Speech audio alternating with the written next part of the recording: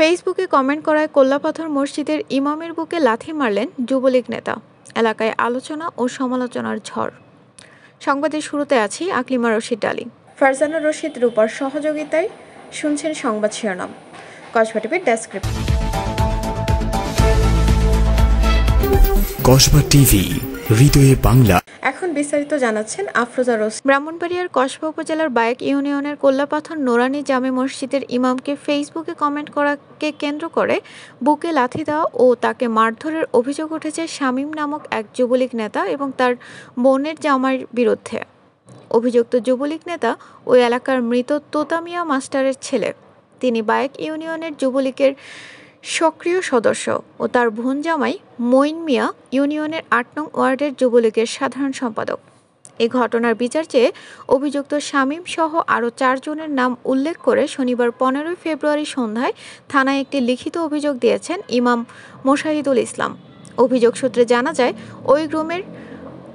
ওই গ্রামের পাক পাঞ্জাতন দরবার শরীফের জিকিরের একটি ভিডিও সামাজিক যোগাযোগ মাধ্যম ফেসবুকে অভিযুক্ত শামীমের আইডি থেকে পোস্ট করা হয়। ওই ভিডিওতে মসজিদের ইমাম মোশাহিদুল নাম্বার ছাড়া ভণ্ড কথাটি কমেন্ট করায় শুক্রবার 14 ফেব্রুয়ারি একটি দাওয়াতে যাওয়ার সময় শামীম তাকে ডেকে নিয়ে মারধর করে এবং তার বুকে লাথি মারে। তার বুকে লাথি দেওয়ার বিষয়টি অস্বীকার করেছে শামীম। তিনি জানান, হুজুর ফেসবুকে আমাকে কমেন্ট করায় আমি তার নাম্বারে ফোন দিলে সে আমাকে হুমকি ধামকি দেয়। তাই গত শুক্রবার হুজুরকে রাস্তায় দেখতে পেয়ে ডাক দিয়ে কমেন্ট করার বিষয় জানতে চাইলে তিনি তর্ক শুরু করলে আমি এক পর্যায়ে রাগের বশে তাকে ধাক্কা দেই, তবে তার বুকে আমি লাথি দেইনি। তবে ঘটনার পর থেকে সামাজিকভাবে ও মানসিকভাবে ভেঙে পড়েছেন ওই ইমাম। তিনি জানান, শামীম ও তার বোনের জামাই মঈন খান মিলে আমায় মারধর এবং আমার বুকে লাথি দিয়েছে। আমি কেন হক কথা বললাম? আমি এর সুষ্ঠু বিচার চাই ও আমাকে এখনও ফোনে হুমকি দিচ্ছে শামীমের লোকজন, তাই আমি প্রাণনাশের ভয়ে আছি। মৌলানা মোশাহিদুল ইসলাম, ইমাম ও খতিব কল্লাপাথর নুরানী জামে মসজিদের। তো কয়েকদিন আগে একটা বন্ডামি, এই ইসলাম বিদ্বেষী বন্ডামি একটা ভাইরাল হয়েছিল। আমি একটা কমেন্ট করছিলাম যে বন্ড, ওইটাকে কেন্দ্র করে আমাকে শামীম নামের ছেলেটা এবং মঈন খানের ছেলে আমার হুমকি দিয়ে কেটে ফেলবে, মারে ফেলবে, আলটিমেটাম দেওয়ার পরে কয়েকদিন যাওয়ার পরে আমি ওদের বাড়ির পাশ দিয়ে যাই দাওয়াত খেতে, এবং মঈন খান যে যুবলীগের সেক্রেটারি ওয়ার্ড পর্যায়ের, উনি আমাদেরকে ডাক দিয়ে নিয়ে এই জিজ্ঞাসা করার আমাদের কোনো অনুমতি দিয়ে শামীম আমাকে মারধর করে, মাথা আঘাত করে, বুকে লাথি দেয় এবং অনেক মারধর করে।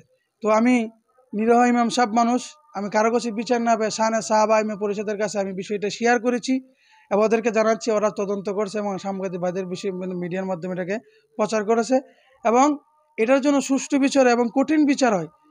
এবং তারা কিন্তু মানুষদেরকে টাকা দিয়ে কিনে নেই, যার কোনো সমাজে নিরহ মানুষটা বিচার পায় না।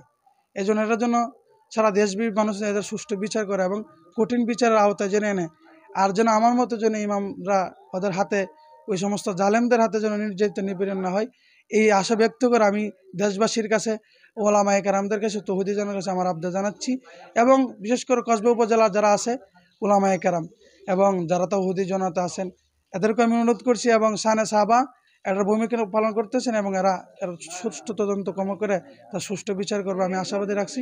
ঘটনাটি সম্পর্কে জানতে চাইলে ঘটনার সত্যতা নিশ্চিত করেছেন কসবা থানার পুলিশ পরিদর্শক তদন্ত রিপন দাস। তিনি জানান, ইমাম সাহেবকে নির্যাতনের ব্যাপারে একটি অভিযোগ পেয়েছে। এই ব্যাপারে তদন্ত সাপেক্ষে আইনানুগ ব্যবস্থা গ্রহণ করা হবে। আমরা ওই যে গতকালকে যে অভিযোগটা পাইছি, মাওলানা সাহেবকে যে গায়ে হাত তোলা হয়েছে সেটা বিষয়ে একটা অভিযোগ পাওয়া গেছে। এটা তদন্তের জন্য ইতিমধ্যে আমরা একজন অফিসারকে অ্যাসাইন করে দেওয়া হয়েছে। আশা করি আইনানুগ তদন্ত সাপেক্ষে এটা যথাযথ আইনানুগ ব্যবস্থা গ্রহণ করা হবে। এই ঘটনার সুষ্ঠু বিচার দাবি করেছে কল্লাপাথর গ্রামের লোকজন। আরো 2 জন ইমাম আসছিল সামনে, মারধর করছে, অনেক মারধর করছে।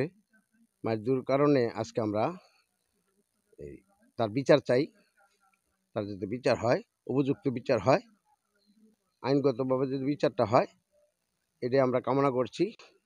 আমি হলাম এই মসজিদ, এই নুরানী জামি কল্লাপাথর মধ্যপাড়া নুরানী জামি মসজিদের সভাপতি, আর ইমাম সাহেব এটার খতিব। আমার নাম বাবুল মিয়া। কসবা টিভির সংবাদের সাথে থাকার জন্য ধন্যবাদ জানাচ্ছি। পরবর্তী সংবাদ পেতে আমাদের চ্যানেলটি সাবস্ক্রাইব করে রাখুন।